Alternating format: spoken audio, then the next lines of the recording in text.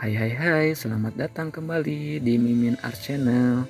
Tentunya penasaran kan dengan alur cerita selanjutnya? Yuk kita langsung saja dengerin ceritanya.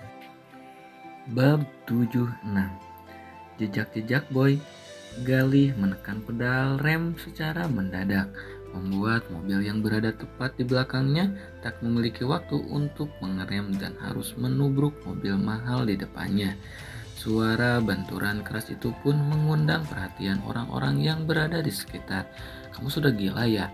Jalan padat begini kamu rem mendadak, gerutu Bara sambil menoleh ke belakang. Sebuah mobil sedan baru saja menabrak mereka. Gali tak mengindahkan gerutuan Bara. Bahkan saat sang pemilik mobil di belakang keluar dari mobil dengan raut wajah garang, sudah terjadi kemecatan panjang di sana. Karena Gali berhenti di tengah, kamu dengar suara tadi? Itu seperti suara Boy, ucap Gali sambil menoleh ke kanan dan ke kiri demi mencari sang keponakan. Aku tidak dengar apa-apa, mungkin kamu yang sedang melamun, ucap Bara. Cepat menepi dulu, di belakang sudah semakin padat. Gali pun segera menepikan mobil, sementara Bara langsung turun memeriksa kerusakan yang disebabkan oleh benturan tadi. Kedua bagian belakang mobil itu pun ringsek setelah saling beradu. Tanpa memperdulikan keributan yang diciptakan olehnya, Gali lebih memilih ke arah sumber suara di mana ia mendengar dengan jelas suara Boy memanggil dirinya. Boy, teriak Galih memanggil. Kamu di sini nak? Berulang-ulang ia memanggil sembari terus melangkah untuk mencari. Galih yakin tadi tidak melamun dan yang memanggil namanya benar-benar Boy.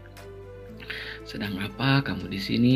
Bukannya bantu urusan pemilik mobil yang menabrak kita, gerutu Bara. Segera menyusul. Aku dengar suara Boy tadi, dia memanggilku. Keduanya menoleh ke segala arah namun tak ada tanda keberadaan Boy di mana-mana. Hanya ada tumpukan sampah di sana hingga akhirnya pandangan Gali tertuju pada sebuah koper kecil berwarna biru yang berada di samping karung botol plastik bekas. Gali mendekat dan meraih benda berbentuk kotak tersebut. Ini punya Boy kan?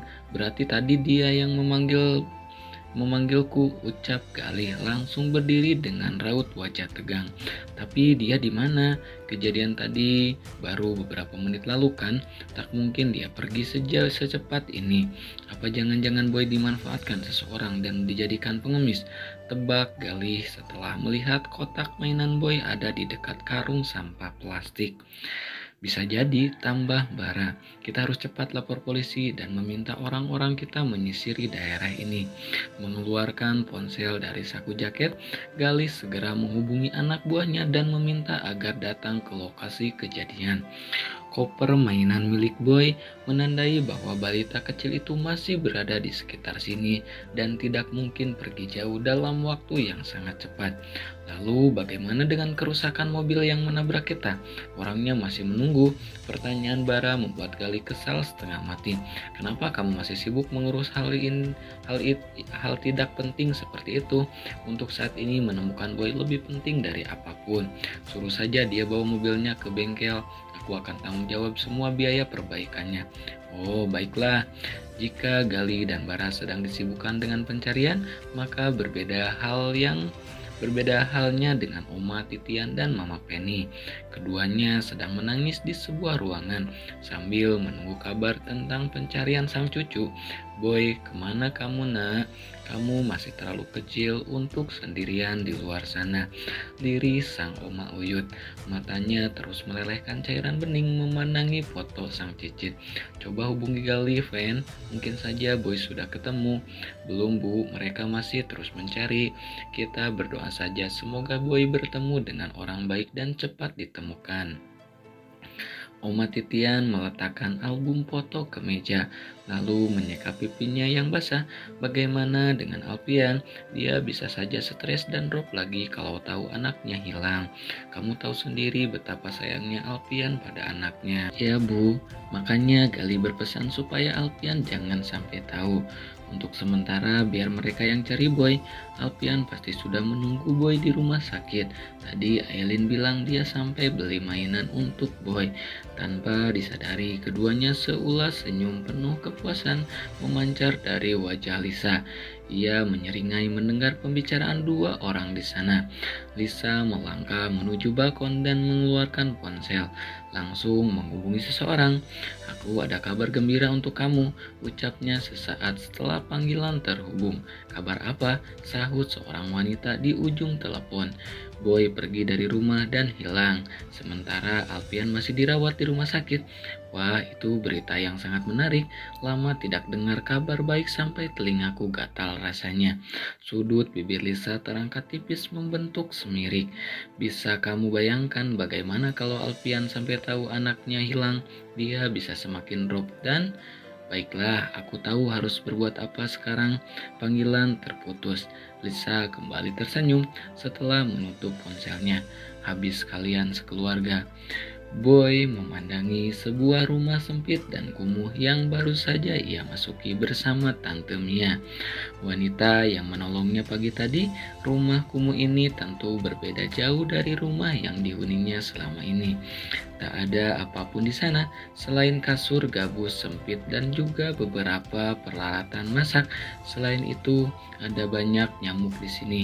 Boy sudah beberapa kali mengeluhkan tubuhnya yang gatal dan merah akibat gigitan makhluk penghisap darah itu. "Kenapa kita kesini, Tante?" "Boy kan mau ke rumah sakit obatin papa," ucap sang boy. Wanita itu tampak mengatur napas, lebih mirip seperti seseorang yang tengah ketakutan. Wajahnya pun tampak memucat. "Boy sabar sebentar ya nak, nanti tante antar ketemu papa. Sekarang kita istirahat di rumah tante dulu. Janji ya, nanti anterin Boy ketemu papa." "Ya sayang, sekarang istirahat dulu yuk, kamu pasti capek kan?" Balita kecil itu mengangguk. Mia, wanita berusia 20 tahunan itu membawanya menuju kamar mandi untuk membersihkan wajah dan tubuhnya. Seharian berada di luar membuat Boy tampak kumal dengan pakaiannya yang sangat kotor.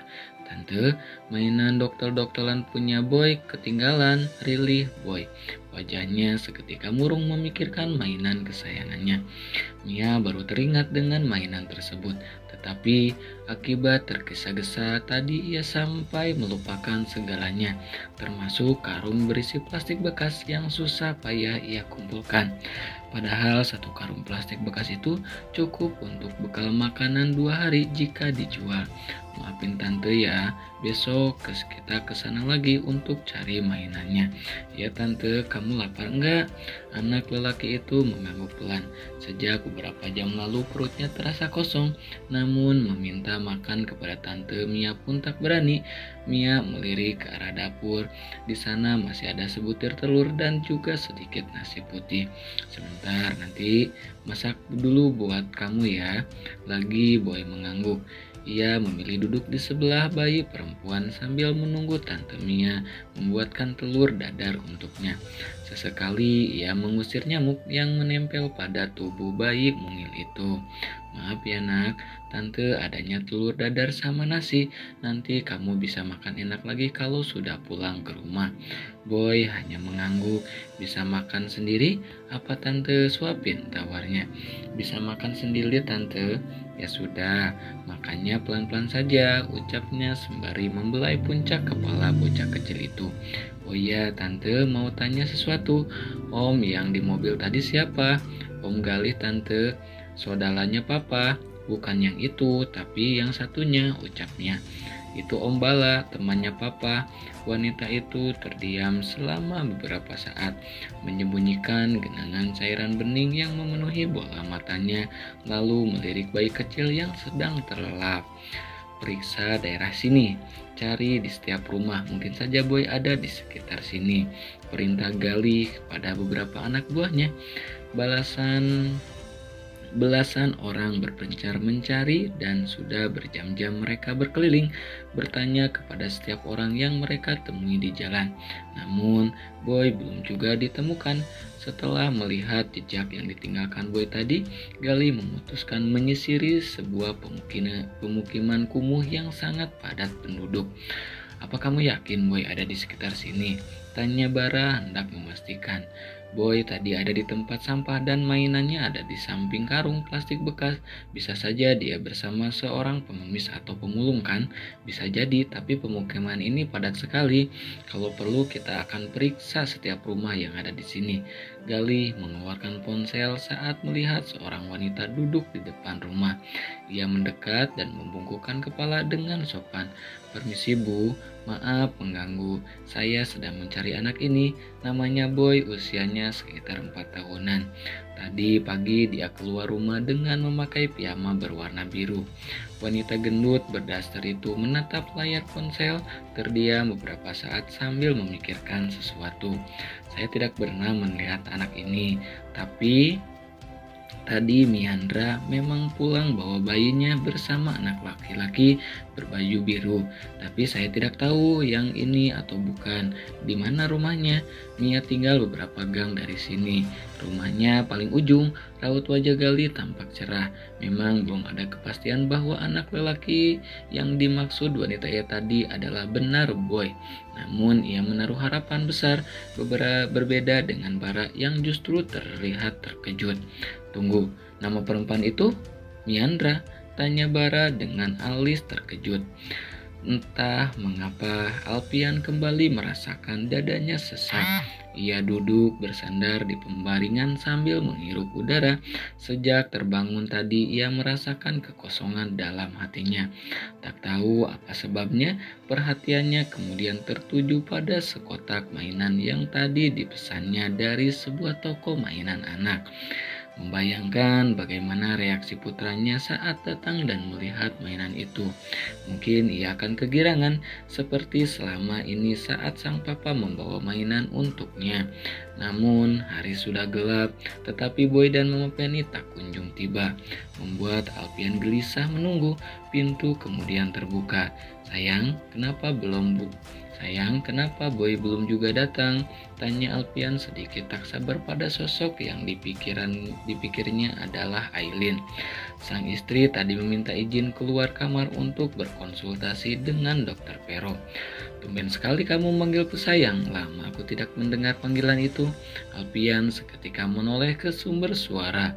Raut wajahnya seketika berubah datar saat menyadari siapa yang ada di sana. "Mau apa kamu?" tanya Alpian menunjukkan sikap tak bersahabat. Senyum tipis terbit di sudut bibir Audi. Perlahan melangkah dengan membawa seikat bunga mawar hitam. Ia letakkan bunga itu di atas meja. "Kenapa kamu jahat sekali, Al? Aku tahu kita sudah berakhir, tapi kita masih bisa berteman kan? Sebentar lagi aku juga akan menikah." Tak ada sahutan dari Alpian. "Oh ya, aku ikut bersedih mendengar kamu sakit dan sempat tidak sadarkan diri selama beberapa hari." Audi menunjukkan wajah sedih seolah dibuat-buat. Alpian menarik napas dalam-dalam. "Keluar dari sini. Lihat, kamu bahkan mengusir aku, padahal kita dulu saling mencintai," ucap wanita itu. "Aku kesini hanya untuk menanyakan kabar Boy. Aku dengar dia pergi dari rumah sendirian dan hilang. Kamu pasti sedang sedih karena tidak bisa ikut mencarinya." Informasi yang diberikan Audi membuat manik hitam Alpian melebar. Sebisa mungkin ia tak menelan mentah-mentah ucapan sang mantan. "Apa maksud kamu? Anakku baik-baik saja." "Ya ampun, apa kamu belum tahu? Boy kan hilang tadi pagi. Apa mereka tidak memberitahumu?" Alis tebal Alpian saling bertaut. Ia menatap sang mantan penuh keraguan. Pikirannya seketika melayang memikirkan putranya. Hingga pintu ruangan itu terbuka, disusul dengan kemunculan Aileen. Satu hal yang dari Alpian, sejak pagi tadi Aileen tampak memendam sesuatu, dan setiap kali masuk ke kamar, matanya selalu sembab dan merah. "Di mana Boy?" Aileen terdiam mendengar pertanyaan itu. Mata sembabnya tertuju pada Audi. "Aku tanya sekali lagi, di mana Boy sekarang?" ulangi Alpian hampir membentak. Nah, segitu dulu ya bab 75-nya.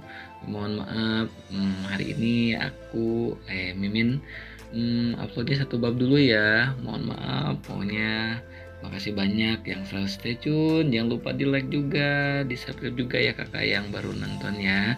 Makasih kakak, bye bye.